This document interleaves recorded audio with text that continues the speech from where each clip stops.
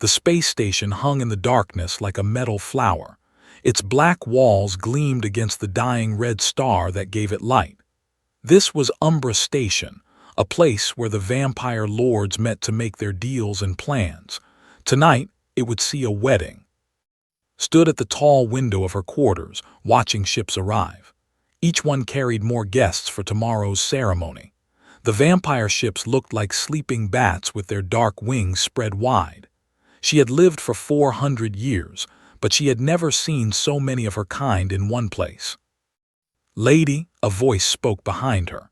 She turned to see Counselor Vex, an old vampire with silver hair and cold eyes. He wore the red robes that marked him as one of the ruling council. "Lord wishes to see you." Nodded, she knew this day would come. For months, the vampire houses had been talking. The Crimson Fleet needed to grow stronger. The human worlds were becoming harder to control. Some humans had started fighting back with new weapons and faster ships. The old ways were not working anymore. The solution was simple. Lord ruled the largest vampire fleet in the galaxy. Lady came from the ancient Nightfall House, one of the oldest bloodlines. Their marriage would join two powerful houses. Together, they could crush any human rebellion and expand vampire rule to new worlds. She followed Counselor Vex through the station's halls. The walls were covered in dark metal that seemed to drink in the light. Red symbols glowed faintly, showing the way to different parts of the station. Vampire guards stood at every corner, their eyes glowing yellow in the dim light. They passed other vampires preparing for the wedding. Servants hung black banners with the symbols of both houses. Cooks prepared the feast using blood stored in crystal bottles. Musicians tested their instruments, filling the air with haunting melodies. Lord's quarters were at the top of the station. The doors were made of some dark wood from a world that no longer existed. They opened without a sound as approached. "My bride." Lord stood with his back to her, looking out at the stars. He was tall and pale like all of their kind. His black hair was pulled back, and he wore armor that looked like it was made from night itself. When he turned, his red eyes fixed on her face. "My lord," bowed her head. She had been taught proper manners from the day she was turned. A vampire lady must always show respect to her betters. "Tomorrow we will be joined before all the houses." Walked closer to her. "Do you understand what this means?" "Yes, my lord. Our union will make both houses stronger. We will bring order to the human worlds and expand the reach of our kind." "Good," he smiled, showing his sharp white teeth. "You have been well trained. The Nightfall House chose their daughter wisely." Felt nothing at his words. She had been told many times that she was lucky to be chosen. Not every vampire lady got to marry a fleet lord. Most spent their long lives serving in smaller roles, managing estates or overseeing human farms. She should feel honored. "There is something else." Turned away again. "The wedding feast will be special. We have captured something rare." "My lord." "A human engineer. His ship was carrying new technology when we took it. The council wants to study his work, but first, he will serve a better purpose." Smile grew wider. "Sharing the blood of a human engineer will give our union extra meaning. We will drink in his knowledge as we bind our houses together." Nodded again. The wedding feast was tradition. The bride and groom would share the blood of a human to seal their bond. Usually, it was just any human they had captured. But an engineer was different. Engineers were the humans who built the new ships and weapons. Drinking his blood would be seen as a good sign by the other vampire lords. "You may go," waved his hand. "Rest well. Tomorrow begins our new life together." Bowed and left his quarters. She walked back through the halls, but she did not return to her rooms. Instead, she found herself wandering the lower levels of the station. Here, the lights were dimmer and the air was colder. This was where they kept the prisoners and stored supplies. She told herself she was just walking to clear her mind. Tomorrow would change everything. She would no longer be Lady of Nightfall House. She would be Lady, wife of Lord, co-ruler of the Crimson Fleet. The thought should have excited her, but it felt strange and hollow. Guards nodded to her as she passed. They knew who she was and why she was here. No one questioned a vampire lady walking where she pleased. That was another rule she had learned long ago. Those with power could go anywhere. Those without power could only go where they were allowed. The prison level was at the very bottom of the station. The cells were made of the same dark metal as everything else, but here the red symbols pulsed brighter. They kept the prisoners weak and unable to use any powers they might have. Most of the cells were empty, but a few held humans who would be used as food during the wedding celebration. Stopped walking. She had not meant to come here, but somehow her feet had brought her to this place. Perhaps it was curiosity about the human engineer who would die tomorrow. She had never paid much attention to humans before. They were food or sometimes workers, but nothing more. She could hear sounds from the occupied cells. Some humans were crying, others sat in silence. But from one cell came a different sound. Someone was humming a tune she had never heard before. It was not sad or scared. It sounded almost peaceful. Found herself walking toward that sound. Tomorrow, she would begin her new life as a vampire lord's wife. Tonight, she was still just herself, walking through a prison and listening to a human hum a strange, peaceful song. The humming stopped when footsteps grew louder. She reached the cell where the sound had come from and looked inside. A human man sat on the metal bench that served as a bed. He was not like the other humans she had seen. Most humans shook with fear when they saw vampires. Their hearts beat so fast she could hear it from far away. They begged or cried or tried to make themselves small in the corners of their cells. This man did none of those things. He looked up at her with clear brown eyes. His hair was dark and messy, and his clothes were torn from whatever fight had happened when they captured him. But he did not look broken. When he saw her pale skin and the red glow in her eyes that marked her as a vampire, he simply nodded. "Good evening," he said, as if they were meeting at some normal place instead of a prison. Found herself staring. In 400 years, no human had ever greeted her like that. "You are the engineer," she said. "I was working on my ship when your people found me." He stood up and walked closer to the energy barrier that kept him trapped. "You must be someone important. The guards treat you differently." She was surprised he had noticed. Most humans were too scared to watch how vampires acted around each other. "I am Lady. Tomorrow I will marry Lord." "Congratulations," said it like he meant it. "Though I guess that means tomorrow is also when I become dinner." Felt something strange at his words. She had expected him to beg for his life or cry or get angry. Instead, he spoke about his death like it was just another fact, the way someone might talk about bad weather. "You do not seem afraid," she said. Shrugged. "Being afraid won't change anything. I've seen what your kind can do. If I'm going to die, I'd rather spend my last day thinking about interesting things than being scared." "What kind of interesting things?"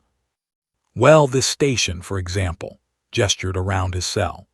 "The metal you use is something I've never seen before. It seems to absorb energy instead of conducting it.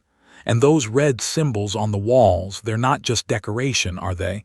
They're some kind of control system." Blinked. She had lived on vampire ships and stations her whole, but she had never thought about how they worked. Things simply were the way they were. "You study these things." "I'm an engineer. It's what I do. I look at how things work and try to make them work better." Sat back down on his bench. "What do you do, besides getting married, I mean?" The question confused her. I am a vampire lady." "Right, but what do you actually do? What do you create or build or solve?" Opened her mouth to answer, then closed it again. What did she do? She had been taught music and art and poetry. She could manage a household and give orders to servants. She could fight with sword and fang if needed, but create something, build something. The idea felt foreign. "I serve my house," she said finally. "I do what is expected of me." Expected by who? By the council, by Lord, by tradition. The words came automatically, but they sounded strange when she spoke them out loud. Nodded slowly. I see, so you're like a very fancy tool, beautiful and well-made, but still just something for other people to use. Felt a flash of anger. I am not a tool. I am a daughter of the Nightfall House. My bloodline goes back 1,000 years. I didn't mean to insult you, held up his hands. It's just that from the outside, it looks like you don't get to choose much about your own life. They chose your husband, right? And probably they chose what you studied and where you lived and who you could talk to. The anger faded, replaced by something uncomfortable. That is how things are done. Order must be maintained. Whose order, though, and who decided that was the best way? Stared at him. These were not questions vampires asked. Things were the way they were because that was how they had always been. The strong ruled the weak. The old commanded the young. Houses married to gain power. These were facts like gravity or the speed of light. You think too much, she said. It will only make your death harder. Smiled. It was not a bitter smile or a scared one. It seemed genuinely amused. Maybe, but thinking is what makes life interesting, even a short life. How can you smile about dying? I'm not happy about it, but I lived 32 years and I got to do work I loved with people I cared about. I helped design engines that could take humans to new worlds. I solved problems that no one had solved before. That's not a bad life, even if it's ending early. Found herself sitting down on the floor outside his cell. She had never heard a human talk about their life this way. The humans she knew about were either food or workers. Food humans lived in farms and were kept calm and healthy until they were needed. Worker humans did simple jobs and were too tired or scared to think about anything else. This human was different. He talked about his work like it mattered. He spoke about other humans like they were important to him. He seemed to think his short life had meaning beyond just staying alive. Tell me about your work, she said, surprising herself. His face lit up. Really? Well, I was working on something we called a probability drive. Most FTL systems punch holes through space, but that takes enormous amounts of energy. My idea was to calculate the probability of a ship being in two places at once, then collapse the wave function to choose which one we wanted. Understood perhaps half of what he said, but she could hear the excitement in his voice. He loved this work. He had spent years of his short life trying to build something new, something that would help his people travel farther than ever before. Did it work? She asked. We were just starting the first tests when your fleet showed up. The prototype was on my ship. Looked sad for the first time since she had met him. Now I'll never know if it would have worked. Lord said they wanted to study your technology. They can try, but they'll never understand it the way my team did. It wasn't just my work. It was built by 12 different people over 3 years. Each person contributed ideas that made it better. That's how humans work best together. Thought about the vampire way of doing things. Orders came from the top down. Lower vampires obeyed higher ones without question. Innovation happened when a lord decided it should happen, not when individuals had ideas. Your people work together? She asked. The best of us do. Sure, we fight sometimes and we don't always agree. But when we're trying to solve a big problem, we share ideas. We build on each other's work. We make things that none of us could make alone. The idea fascinated and troubled her. Vampires were superior to humans in every way. They were stronger, faster, smarter, and they lived forever. But she had never heard of vampires working together the way described. They competed and schemed and obeyed, but did they truly cooperate? I should go, said standing up. Tomorrow is my wedding day. Right, congratulations again, stood up too. And thank you for the conversation. It was nice to talk about my work one more time. As she walked away, could hear him start humming again. The same peaceful tune as before. She found herself wondering what song it was and why a man facing death could sound so calm. Behind her, watched her go and wondered why a vampire bride had seemed so sad when she talked about her wedding. Could not sleep. She lay on her bed in her quarters, staring at the ceiling as the hours passed. In a few more hours, the wedding ceremony would begin. She would put on the black dress that had been made for her. She would walk down the aisle between rows of vampire lords. She would speak the ancient words that would bind her to Lord forever. She should feel excited. This was supposed to be the greatest day of her long life. Instead, she kept thinking about her conversation with the human engineer. His words echoed in her mind, especially what he had said about her being like a tool, beautiful and well-made, but still just something for others to use. When the first light of the dying star began to filter through her window, gave up trying to rest. She dressed in simple clothes and left her quarters. The wedding preparations were already starting. Servants hurried through the halls carrying flowers and decorations. Guards took their positions for the ceremony. No one questioned where she was going. A bride was allowed to walk where she pleased on her wedding day. Most thought she was just nervous and needed to clear her mind. They were right, though not in the way they imagined. She found herself back in the prison level, was sitting in the same place, but now he was working on something. He had somehow gotten pieces of metal from his cell and was bending them into shapes with his bare hands. "What are you making?" she asked. Looked up. "Oh, hello again. I'm making a puzzle, something to keep my mind busy." He held up the twisted metal pieces. "Want to try?" "I should not. Today is my wedding." "Right, I forgot. How are you feeling about it?" Sat down outside his cell again. She realized this was becoming a habit. "I am prepared." "That's not what I asked. How do you feel about it?" "I feel as a vampire lady should feel on her wedding day." Set down his metal puzzle and looked at her closely. "You keep talking about what you should do and what you should feel, but what about what you want to do, what you want to feel?" "I want to do my duty to my house." "No, that's what your house wants you to want. I'm asking about you, not your bloodline, not your title, not your duty. What do you actually want?" Opened her mouth to answer, then stopped. The words would not come. She tried again. "I want to serve." "Stop," held up his hand. "Don't tell me about serving or duty or honor. Tell me something you want just because you want it. Something that would make you happy, not your family or your husband or your vampire lords." I felt something strange happening in her chest, a tightness like something was being squeezed. "I do not understand the question." "Okay, let's try something else. If you could do anything tomorrow instead of getting married, what would it be?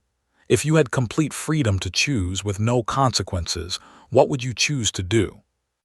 The tightness in her chest grew stronger. For 400 years, no one had ever asked her such a question. She had been taught to want what others wanted her to want, to find joy in serving, to measure her success by how well she pleased her superiors. But now, faced with this simple question, she realized something terrible. She did not know what she wanted. She did not even know who she was beneath all the expectations and rules and traditions. "I have never thought about it," she said quietly. "Really, never. When I was young, newly turned, I sometimes wondered about things, but I was taught that such thoughts were selfish. A good vampire thinks of her house first, herself last." Shook his head. "That's not how humans work. We're taught to think for ourselves from the time we're children. We're encouraged to find our own interests, our own dreams, our own paths in life. But how do you choose? How do you know what is right? We make mistakes. We try things and fail and try again. We talk to other people and learn from their experiences. We figure it out as we go." Leaned forward. "The point isn't to never make wrong choices. The point is that there are choices to make." Felt dizzy. But someone must be in charge. Someone must make decisions. If everyone just did whatever they wanted, there would be chaos. Sometimes there is chaos. But we've learned that people generally make better decisions about their own lives than other people make for them. And when we work together by choice instead of by command, we accomplish things that would be impossible otherwise. Like your probability drive. Exactly. No one ordered us to invent it. We did it because we wanted to explore new worlds, and we needed better engines to do that. The dream came first, then we found ways to make it real. Tried to imagine having a dream of her own, something she wanted to accomplish, not because she was told to want it, but because it came from inside her. The idea felt foreign and frightening, and somehow wonderful all at once. "But I am superior to humans," she said. "Vampires are stronger, faster, smarter. We live forever while you die in just a few decades. How can your way of living be better than ours?" Smiled sadly. "Are you superior, though? Really? You're physically stronger than me, sure, but look at your life. You've lived for 4 centuries, and what do you have to show for it? What have you created? What problems have you solved? What dreams have you chased?" "I have maintained order. I have served my house with honor." "Whose order? Your house's. And what has your house accomplished? From what I've seen, vampire civilization hasn't changed much in hundreds of years. You use the same technology, follow the same traditions, have the same structure of lords and servants. You're immortal, but you're not really living." The words hit her like physical blows. "We rule over dozens of worlds. We have built a great empire. Built on the backs of others. Human slaves and vampire servants who never get to choose their own paths. Tell me, if you're truly superior, why do you need to force others to obey you? Why not convince them? Why not work together to build something better?" Had no answer. She had never questioned the vampire way of ruling through strength and fear. It was simply how things were done. "Even cattle choose which grass to eat," continued gently. "But you don't even get that much freedom. Everything about your life has been decided by others. Your education, your home, your husband, your future, none of it was your choice." The tightness in her chest became a sharp pain. "Stop. I'm sorry. I don't mean to hurt you. But don't you see? If you're truly superior to humans, you should have all the freedoms we have and more. You should be able to dream bigger dreams and make bigger choices and create more amazing things than we ever could. Instead, you live in a cage made of duty and honor and tradition." "What would you have me do?" His voice was barely a whisper. "I cannot change centuries of vampire culture." "You could start by answering my question. What do you want? Not what you should want, not what others expect you to want, but what you actually want for your own life." Closed her eyes. For the first time in 400 years, she tried to look inside herself for an answer that was truly her own. Past the training and the expectations and the fear of disappointing others, what did she actually want? When she opened her eyes again, was watching her with patient kindness. "I want," she began, then stopped. "Go on." "I want to know what it feels like to choose something for myself. I want to discover what I might be capable of if I were not told what to do every moment of every day." Her voice grew stronger. "I want to create something new instead of just maintaining something old." Smiled. "Those are good wants, worth having." Above them, bells began to ring. The wedding ceremony was about to begin. Soon, servants would come to take to his death and would walk down the aisle to a future she had never chosen. But something had changed in the last few minutes. Something fundamental had shifted in how she saw the world and herself, had given her something more valuable than any wedding gift, the knowledge that she was allowed to want things for herself. Now she had to decide what to do with that knowledge. The bells rang louder now. Could hear footsteps in the halls above as vampires made their way to the ceremony hall. She stood up slowly, knowing she had to return to her quarters and prepare for the wedding. But everything felt different now, as if she was seeing the world through new eyes.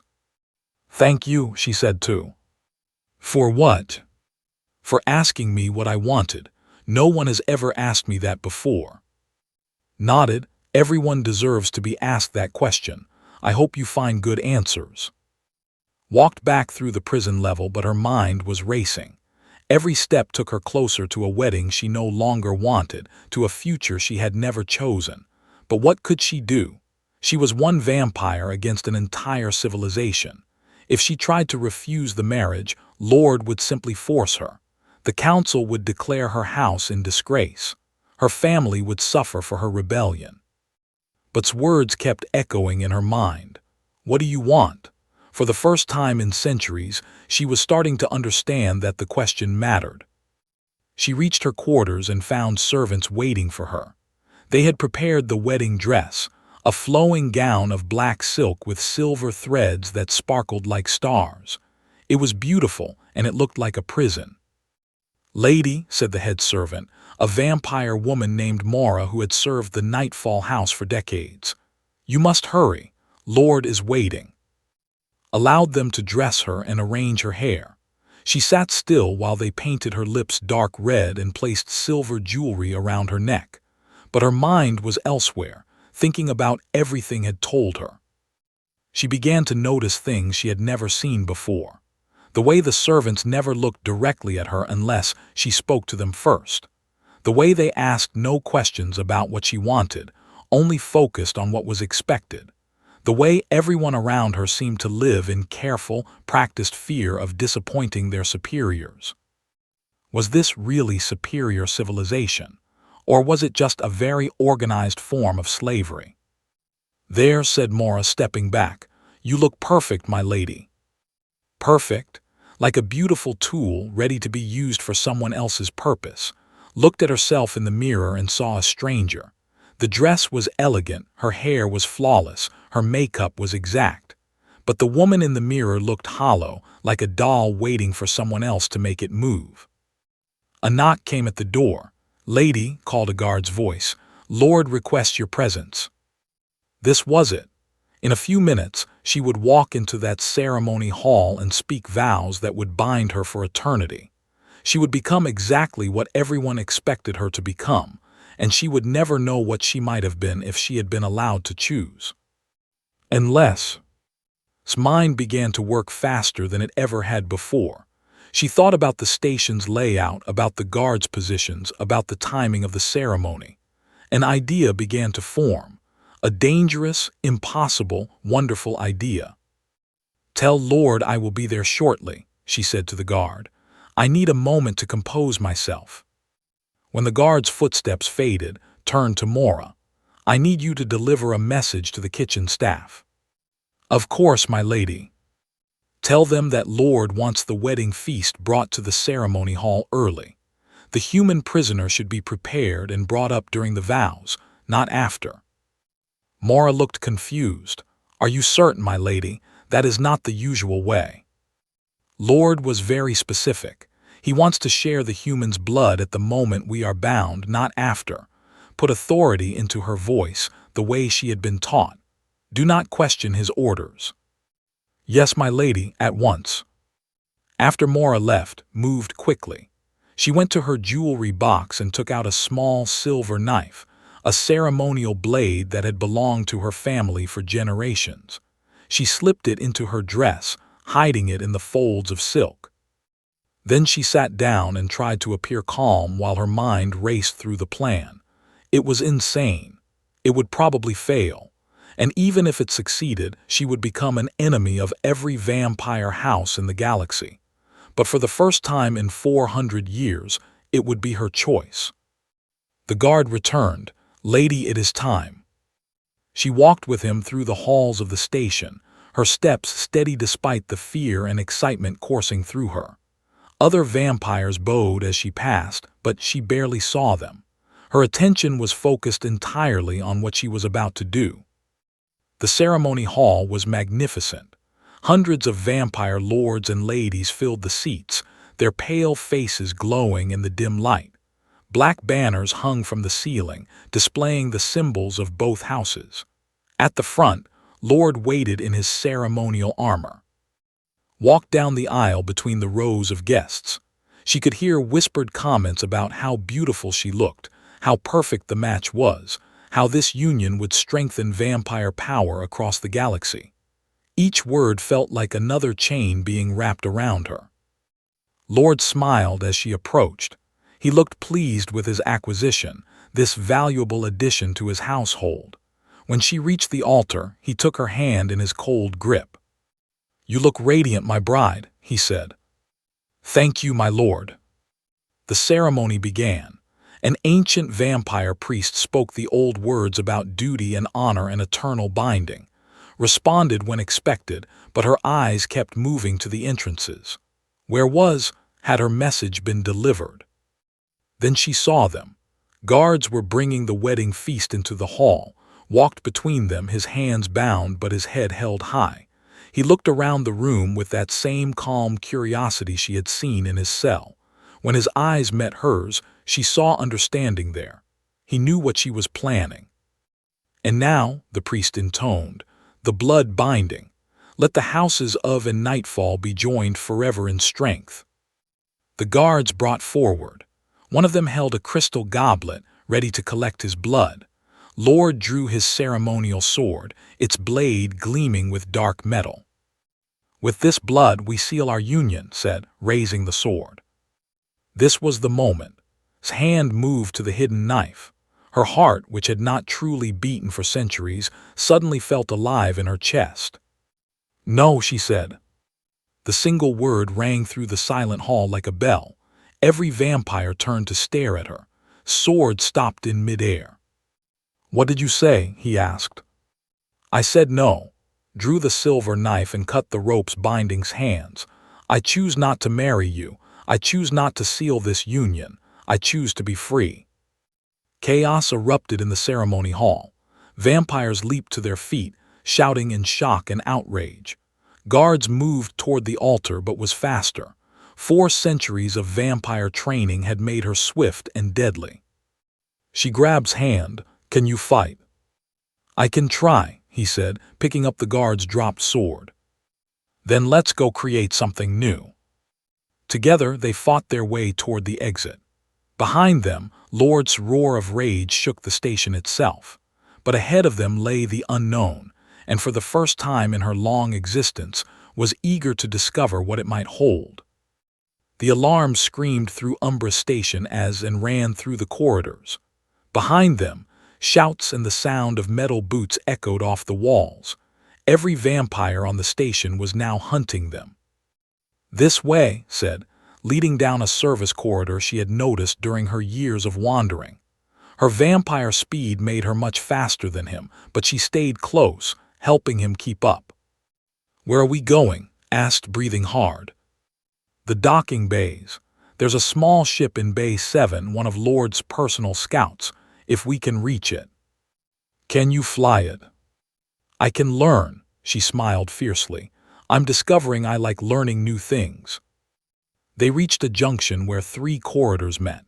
Could hear guards coming from 2 directions. She pressed herself against the wall and listened carefully. Her vampire senses told her there were 6 guards to the left, 4 to the right, and the way ahead was clear for now. "6 left, 4 right," she whispered too. "Right it is then." "Wrong, left." Looked at her like she was insane. 6 is more than 4. "Yes, but the 6 are regular guards. The 4 include a vampire lord. I can handle 6 guards. We cannot handle a vampire lord and 3 guards."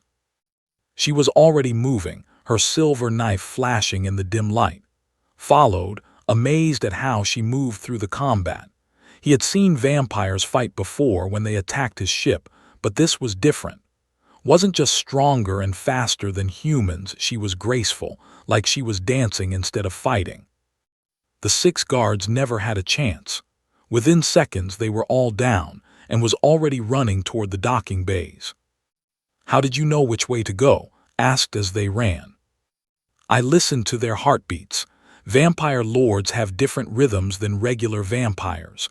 Slower, more controlled." She glanced at him. "How do you know which problems to solve when you're engineering something?" "I look for patterns. I listen to how the systems interact." "Same thing. I just listen to different kinds of systems." They reached Docking Bay 7. The scout ship was smaller than expected, built for speed rather than comfort. It looked like a black arrow, designed to cut through space without being seen. "Can you really fly this?" he asked. "I can read. There will be manuals." Was already at the ship's control panel, her fingers moving over symbols didn't recognize. Besides, how different can it be from the simulations I trained on? "You trained on flight simulators." "All vampire ladies learn basic pilot skills, in case we need to escape attackers." She paused. "I never thought the attackers would be other vampires." The ship systems came online with a low hum. Strapped herself into the pilot's seat while took the co-pilot position. Through the bay's viewing window, they could see vampire guards running toward them. "Hold on," said, and launched the ship. The acceleration pressed them back into their seats as the scout ship shot out of the docking bay and into space. Behind them, Umbra Station grew smaller, but could see other ships beginning to follow. "They're coming after us," he said. "I expected that." Hands moved confidently over the controls now. She was a fast learner. "But this ship is faster than theirs, and I know something they don't." "What's that?" "I know where we're going." She turned the ship toward a distant star system, checked the navigation display and frowned. "That's the colony. It's heavily defended by human forces if we go there." "That's exactly why we're going there. I need to talk to your people." "They'll shoot us the moment we enter their space. This is a vampire ship, and I'm with a vampire. They'll assume I'm under some kind of mind control." "Then you'll have to convince them otherwise." She looked at him seriously. "I need your help. What I did back there was just the beginning. I want to do something much bigger." "What?" "I want to free every vampire who feels trapped the way I did. And I want to free every human your people are holding prisoner. But I can't do it alone." Stared at her. "You want to start a revolution." "Not a revolution, something better. A cooperation. Your people and mine working together instead of fighting each other." "Most vampires think humans are inferior. Most humans think vampires are monsters. How do you convince either side to work with the other?" Was quiet for a moment, thinking. "By proving that we're stronger together than apart. You said humans accomplish amazing things when they work together by choice. What could we accomplish if vampires learned to do the same? What could we accomplish if both our species did it together?" The ship flew on through space, leaving the vampire fleet far behind. Watched pilot the ship with growing confidence, and he began to see what she meant. She was learning faster than any human could, but she was learning by choice instead of by command. The combination was remarkable. "Your probability drive," said suddenly. "Could it work with vampire technology?" "Maybe. Our energy sources are different, but the basic principles." Felt excitement building. "Actually, yes. Vampire ships generate much more power than human ships. With that kind of energy, the probability calculations could be much more complex. We could jump farther more accurately. And if we could jump farther than anyone else, we could reach places where vampires and humans have never been. New worlds where we could build something different, something better." Smiled. "You're thinking like an engineer now." "Is that good?" "It's very good. Engineers change the world by imagining something that doesn't exist yet, then figuring out how to make it real." They reached the edge of the system, and immediately human patrol ships surrounded them. Radio messages demanded their surrender. Weapon systems locked onto their ship. "This is, formerly of the research vessel Newton," broadcast. "I'm requesting emergency asylum, and I'm bringing a defector who has valuable information about vampire fleet movements." "Is listed as killed in action," came the response. "You will submit to boarding and inspection." "Do it," said. "It's time for me to meet your people." An hour later, they sat in a conference room on the human station. Across from them were 3 human officers and a diplomat. The vampires had bound hands with metal restraints, but she didn't seem bothered by them. "Let me understand this correctly," said the diplomat, a woman named Sarah Park. "You're claiming that a vampire noble helped you escape from your own wedding in order to propose an alliance between our species." "That's right," said, "and I think you should listen to her. Vampires have been raiding our worlds for decades. They treat humans like cattle. Why would we ally with them?" Spoke for the first time since arriving. Because not all vampires agree with how things are done. Because some of us are tired of living in cages made of tradition and fear. And because you have something we need.